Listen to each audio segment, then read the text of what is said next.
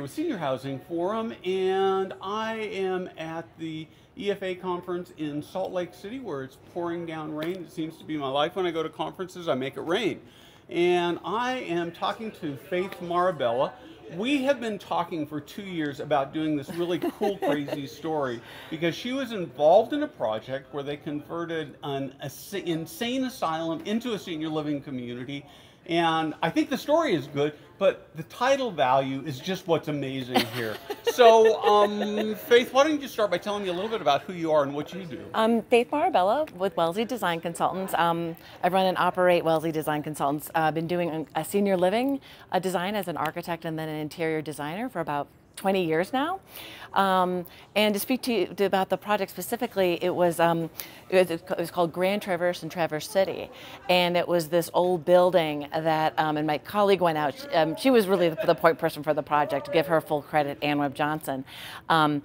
But she came back with the pictures, and I wanted to run in the other direction. I mean, this place looked haunted. It was scary. Like the paint was peeling off, and it's all those colors that you think of just out of a horror movie. So was it like a mental? Yeah, it was an insane asylum at that time. It was an insane asylum, and actually it had been abandoned. And what they did, it was one of those things I found out later as I started to tell people, oh, we did a project in Traverse City, that it was a rite of passage. That place to go, that the teenagers would go and be like, how long can you hang out in, you know, this wow. insane asylum? So that was sort of, you know, the fun part. But what it turned into was this amazing project that of multi-use. And so when we came on board, they had already had some pretty good bones in place where they had some market rate housing. They had an outbuilding that was a winery, a brewery.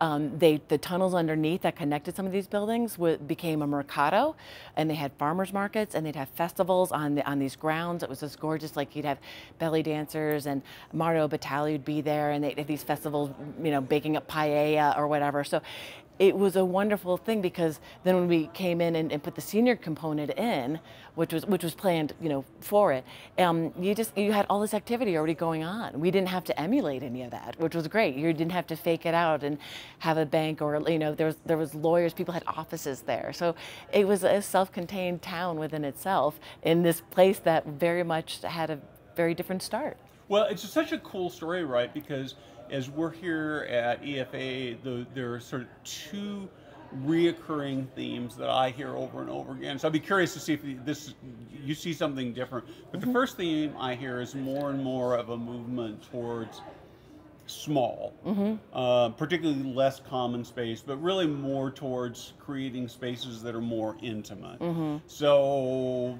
being in this big, huge convention center that would probably house a conference that's 20 times as big, and there's all this empty space feels, that's sort of, we see a lot of that sort of in senior living. So that's the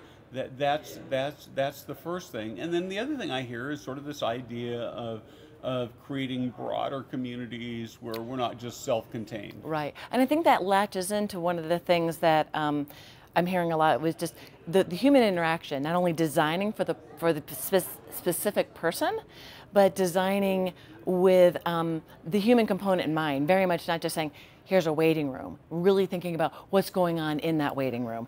You know, even if it was like in a hospital and you think a waiting room, no, in a hospital you might have a lot of things be going on where you're waiting to hear bad news, you're waiting to hear good news, you might have to sleep there, you might have to eat there, and, you know, it's how you're actually seeing even like airports, you know, starting to develop. Like, now you have places, like when you're waiting at the gate, you have places you can sit and you can work, or you can eat, or you can, you know, and I hope they get to places we can actually take a nap. That would be good too. But so I think we're thinking about those spaces closer and how it really interacts with humans, how we really use that space.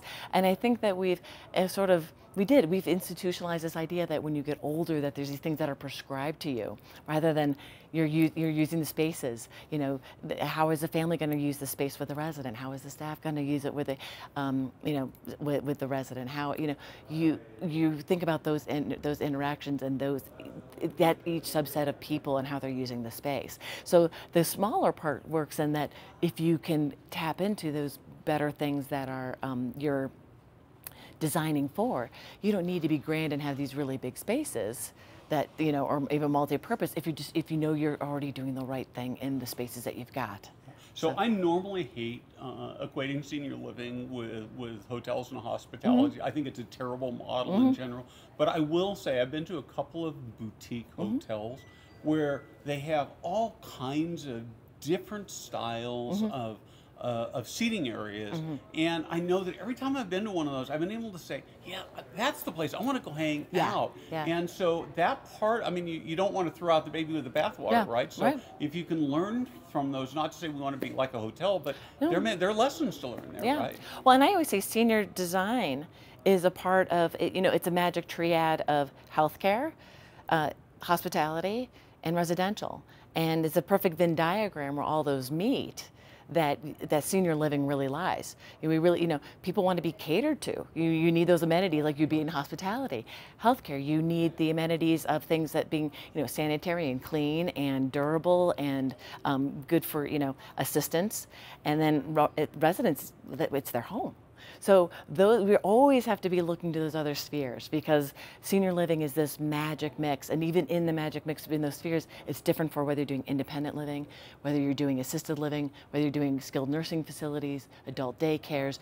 You're in a different spot where those intersect too. Well, and I think even more challenging than that is that if you've got 100 residents in an independent living, it's not going to be a one-size-fits-all for them, right? No. So then you've got to say, okay, so we've got independent living and we want to get that match, and then what are the things that are going to give those people great days, right? Right, exactly. So, I think the other thing that I keep seeing too in this conference was how much more we could do intakes knowing about people, whether that's even on an independent level or a memory care level, because those are the things that you know, people already have as a hobby, or they already have in their routine, and those things that will connect the other people who have the same likes. That's not just, you're just thrown into a sea of, you know, because of your age group or because of your, you know, where you just happen to be. So I think there's a part where we're trying to get better about sort of that, the personal background and history of each person too, so that we can design that. And that really goes more towards the operations, which is very important. But the more that we know that as designers and architects to be able to support it is very important. Well, and I guess I sort of have this vision of someday having senior communities where you say, I'm the senior community that really caters to retired librarians, and it may be that, you know, it's part librarians and I don't know, part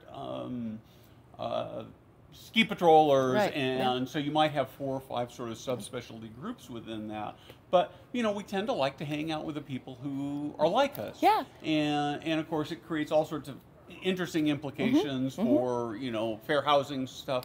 But at the end of the day, we still like to hang out with people who like the same things we do. Yeah. And right now, we still mostly say, well, you should all move into the senior living community because you're old. Yeah. But old conservatives and old liberals don't like each other very much for good reason. And it's okay to be both. I just, you know, so, so that's really cool. Well, listen, thank you so much. I've been wanting to do this for 2 years, and so it's really fun. It's been my pleasure. Thank you so much. Thank you so much. All righty.